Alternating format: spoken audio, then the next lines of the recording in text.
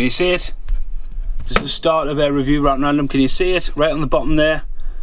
The Island of Dr. Monroe. There is no way I am pulling that out. No way.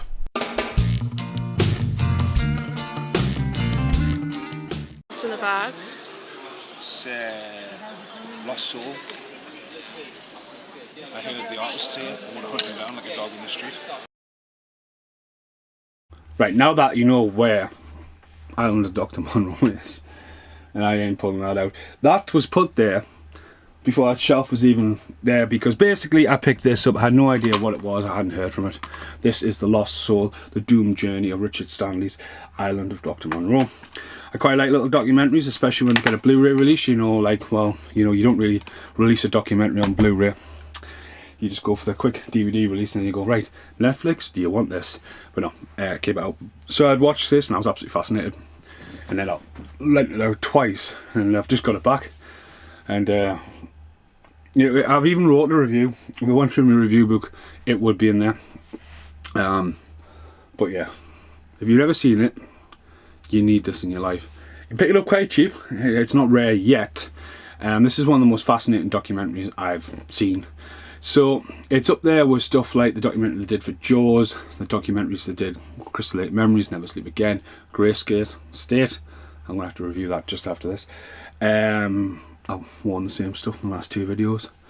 I'm melting today. Summer is sort of coming, but then the paper says it's going to fucking snow. So it's the kind of problems I had down Cans. So basically, Richard Stanley, I've got Hardwire, you know. I've actually got Hardwire on VHS. It's been a long time since I've seen it. So anyway, Richard Stanley did a film called Hardwire, which was quite, you know, Terminator for the 90s was the tagline. Dust Devil followed. And basically he was fascinated by a book his dad had called The Island of Dr. Monroe, this little red book on the shelf. He was told he was too young to read it, which fascinated him even more. So basically he wanted to make a movie for The Island of Dr. Monroe, which is H.G. Wells' book. And he originally hated the original movie. You know, you take the concept of the book, but Richard Stanley wanted to be very, very, you know, true to the book and bringing it into a modern era as well. So what this is the journey. So Richard Stanley basically, he got to Hollywood, he got the interviews, he got, you know, like they were starting to get funding, and first up was Marlon Brando really got attached, and you know, Richard Stanley was like, right, I want to do it. He scouted the world, I want to do it in the remote bit of Cannes, right out there, like right at the top of Cannes, right by the ocean. For he wanted to pick it so you could always see this mountain, so it felt like it was an island, but it wasn't an island kind of thing. Concept art was done. I actually met the concept artist. I was watching the documentary again. I was like, that's him from Horrorcon. I said, yeah. So if he's at Horrorcon this year, I'll be taking that just in case he is there. It's called Graham. Really good artwork. So there's some really brilliant artwork developed for it. One where Monroe standing there with a, you know, like a beast baby, and behind him's just two pairs of legs, and it's obviously C-section gone awry, and all the dog men are all in like scrubs, and one of them's licking the blade and all that. There was a very interesting concept of chaos. And you know, Richard Stanley really wanted chaos. He wanted weird stuff. I mean, I think it's a 12. It's one of them very early 12 movies, but he wanted women with 6 nipples, and you know, he wanted sex scenes with 6 nipples, and he wanted weird. He wanted crazy octopuses surrounding it, and he wanted loads of stuff. And they sort of went, well, you need to bring this down, rein it in a bit. And then they had Bruce Willis involved, and then Bruce Willis decided that he wasn't going to commit to the project because he was split with Debbie Moore. So they got Val Kilmer in, and this is where the problems really start. So I had James Woods as well, but then because Val Kilmer decided he was fucking Batman, and called Richard Stanley from, I think, Cannes to Tokyo, saying, I'm Batman. I ain't got time, I'm Batman. Well, you have got time, because George Clooney became Batman quite quickly, and you're doing a film called Saint or whatever. They had to swap roles, so the problem started straight away. Marlon Brando is meant to headline this along with Val Kilmer, fresh off Batman, but now Val Kilmer wants to play a different role, so then we get another actor, from Great Exposure. Sorry, I can't remember his name. That actor then, in development, sort of like wants out of this. Disaster starts as soon as they're trying to start the film. The location scout goes well. Marlon Brando unfortunately loses his daughter and decides not to turn up, and so they basically try to shoot what they can. The next thing you know, a fucking tropical storm, like a hurricane, fucking hits them, a cyclone, destroy most of the set. And Richard Stanley literally is just like living in his like tree house. He's just sort of like, he's went from this small independent thing to basically, you know, like this is gone, it's gone to millions, you know, like what to do. Where's Marlon Brando? Val Kilmer turns up and go, no, I don't want to do that. Gets hit on the head and it fades to black and a time jump. No, that's not going to cut together. So what this movie does is basically, like Marlon Brando, unfortunately is not in it, God bless him. Val Kilmer is definitely not in this, neither is David Thewlis. You never really get David Thewlis' side of the story. He just seems to be the actor that came in and filled in a role, and not one point do they have anything to say about him. Richard Stanley is in it, Rob Shine is in it, Rob Shea from New Line Cinema, he's a great, because it feels to me this is a bit like, if anyone's seen Crystal Lake Memories, it's down there, especially when Rob Shine pops up. All the cast have tracked down who are still alive and working, even a couple of like the extras. There's Ollie and another lad who sit down who are really funny. They've got a lot of the natives who were involved in the project, because they were there for about 6 months. And this film shows you, because a lot of people will film it and cast and crew, and it's brilliant storytelling, well paced, and it basically shows you how like Val Kilmer starts burning the DP's hair because he's just like, I'm Val Kilmer, I'm Batman.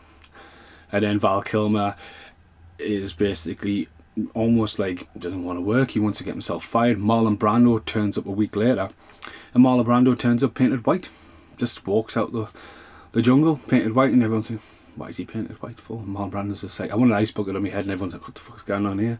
So it shows you like how Marlon Brando and Val Kilmer, these personalities clash, and Richard Stanley is having problems. Then Richard Stanley is sacked from the film and he's sent home, but doesn't go on his aeroplane. So a month comes by, or maybe 6 weeks. The thing is still on lockdown. A new director is brought in. He's got a week to prep it, William Frankenheimer, and he's basically right. He's old school director. He's going to do it this way, that way. There's rewrites, there's script rewrites as well. David Thewlis at this time is brought in to replace the other actor because he's quit. I didn't want to be in it. All the extras have basically spent 6 months in like suited costumes. Ron Perlman and Mark DeCostas are not, I don't think they're even mentioned. Well, they're in it, but you always see them in the creature outfits. But yeah, two actors who obviously didn't want anything to do with this, because this film is classed as a disaster if you've ever seen it. As I say, I've only ever seen it on VHS, I've never seen it on DVD. It's not even on like Netflix or anything like that. It's just so fucking weird. Arrow Video could buy that documentary and put it, you know, as a double pack, you know. But anyway, yeah. Basically, new director comes in. Val Kilmer won't come out his trailer until Marlon Brando comes out his trailer.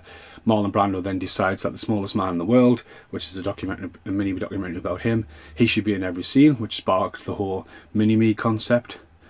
And the German actor who is getting interviewed for it is really funny, because he's like, he's fucking took my scene. It's just like, I can't be, like, I got hit in the balls of The Smallest Man in the World. I can't be seen kicking around The Smallest Man in the World. I mean, like, what would that do for my career? He's really, really funny. Like, really funny. And like, yeah, Marlon Brando's like, no, I want this guy in every scene, you know, as an extra and that. So it's bonkers. It's bonkers. Even more bonkers as the Ollie and, I'm forgetting what the other guy was called. They're quite funny. Ollie and his mate are out camping, and they hear of this guy living in the woods, getting high every day, and they actually find Richard Stanley, who's been living off the land for six weeks or something. And he basically gets snook onto set as one of the extras, and then all of a sudden you've got Richard Stanley running around as one of the Beastmen in the background, and it shows you which is Richard Stanley. It shows you how they got him in. It's a fascinating documentary. I mean, it's like Terry Gilliam one, Lost Malacho. I can never say that name right. That's quite good after 6 days of like hell, but this It's got so much weight. It's paced really well. It's edited well. The content's amazing. Obviously, they use the movie. They use all the extra features. Extra features as well. Some great additional extras. There's a one where Richard Stanley goes to Mexico for the premiere of this and gets all fully makeup and runs around the street, you know, just like, hey, you know, because this guy became a bit of a recluse after this. Lives in the French Alps, just on his own, a tree house. You know, he basically goes loose in Mexico, you know. And then there's another one where they actually go and find the set as well. I don't think you can see the Wicker Man. No, the Wicker Man. Oh, can you? I don't know. Wicker Man's just there. Wicker Man's feet. This part of the set, they go and find the set. There's some amazing extras on this. Yeah, so definitely worth buying, watching, and it's just absolutely fantastic. It's on for 100 minutes. Fascinating story, and I think anyone who's in filmmaking should watch it. So I'll see you in the outtakes.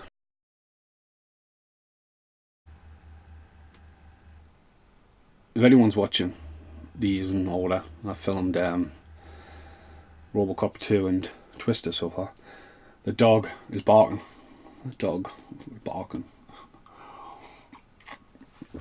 I think The Island of Dr. Monroe would work as a TV show because there's so much scale to do with it. But I think what's brilliant about that is you've got Monroe, who's the creator of all these animals and stuff like that, and his downfall. And it's weird because his downfall is so short throughout the movie, you know.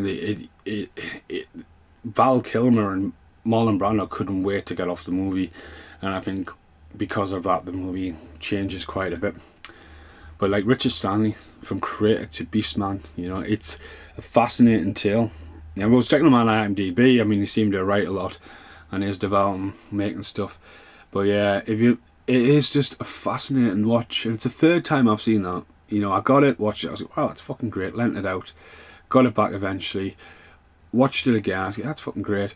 Got it back, and I've watched it again. I mean, as I said, I did write a review for it. I don't think it's no, it'll be in my older diary. It was just like, right, you know, this is fascinating. And I was obviously put the I knew where the VHS was because that used to be the bit, right, I might need that, and I've built a fucking shelf now, and I daresn't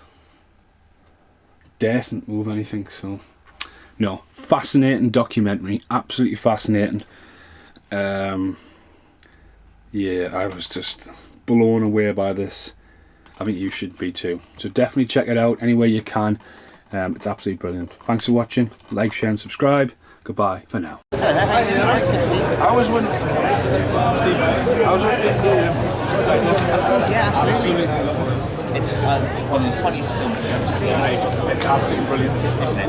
Have you ever met Richard? No, I remember meeting you briefly last year at Horrorcon, and I've seen that. So that's even Horrorcon, and it's absolutely brilliant.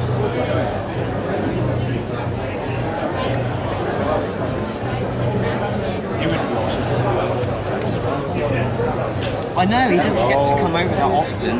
He needs to be paid to do it, and then at least have an excuse as well. But yeah, he's such a lovely man. One of the most genuinely sincere people you'd ever meet. It just made my day. I picked it up on a wing. I was like, oh yeah, because I've still got the VHS in the film. And I picked it up, and I've just never laughed so much. But they're all fascinating. And Australians are just funny anyway. I know. But no, I just love how we've done it, so that's, I really appreciate it. Thank you. Thank you. Nice to meet you too. Thank you.